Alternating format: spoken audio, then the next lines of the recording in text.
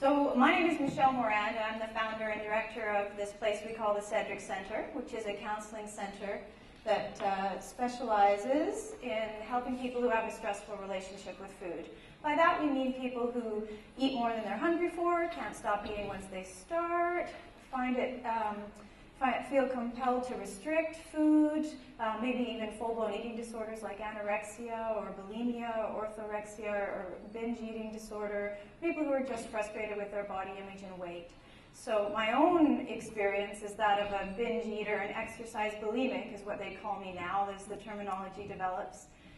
My own recovery experience in my 20s led me to want to do this work to help others because it was so difficult to find help and so difficult to find someone who actually knew that it really wasn't about the food, at least not exclusively.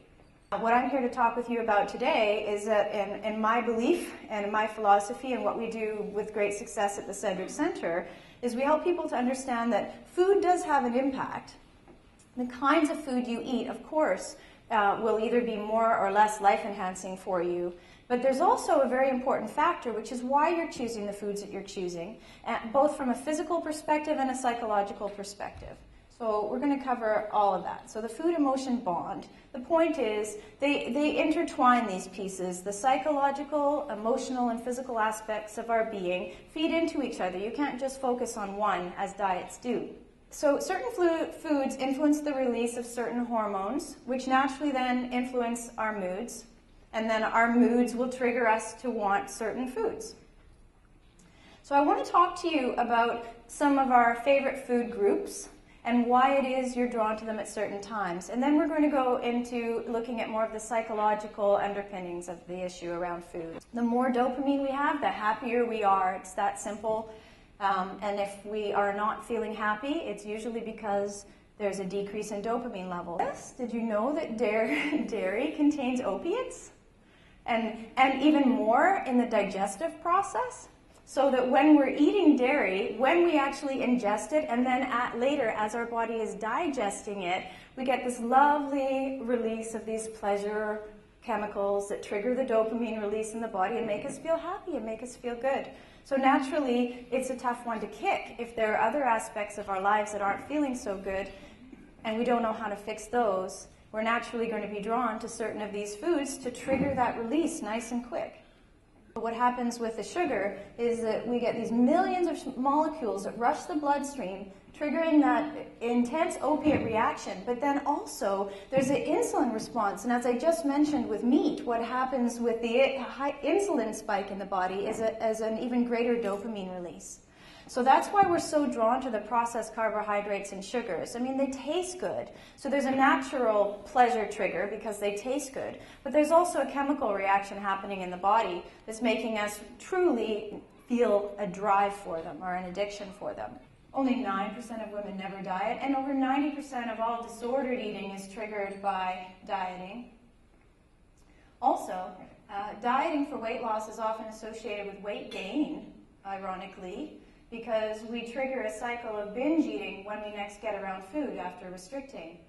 Another statistic, adolescent girls who diet are 324% greater risk for obesity, which is because of what we were saying earlier about the increased incidence of binge eating. And then we also get tuned out to the natural rhythms of hunger and fullness in our body, and it's hard to feel, hard to get back into the rhythm of eating when you're hungry and stopping when you're full after dieting. Acceptance and belongingness and fulfillment in all the key areas of our life in order to have that dopamine flowing properly and in order for us to truly feel happy and therefore to not need these other substances to lean on to get us through the day. We definitely want to come back to Maslow's hierarchy in our mind and start to ask ourselves, okay, is it the physiological needs for healthy food, water, rest? Is it physical safety and security? Is it a sense of acceptance and belongingness or connectedness with other people? Is it self-esteem? Is it that self-actualization where I really feel like I'm fulfilling my true purpose? What is it that's not feeling like it's the way I want it to be in my life right now? And the more we start to focus on that angle, the less we're going to stay stuck focusing on that in that loop of the past and the future and feeling stuck, and the less we're going to need that food to cope. Often the problems that we have are quite easily remedied, or in fact, as we saw in the past future loop, old stuff that we could really truly let go of if we just saw how it was impacting us.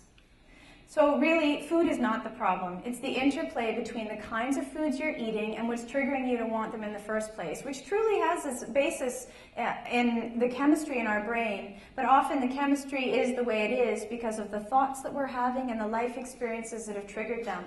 So our focus at the CEDRIC Centre is helping to put all that together for you so you can start to have some simple tools to understand why am I doing this in the first place, and most importantly, how do I stop?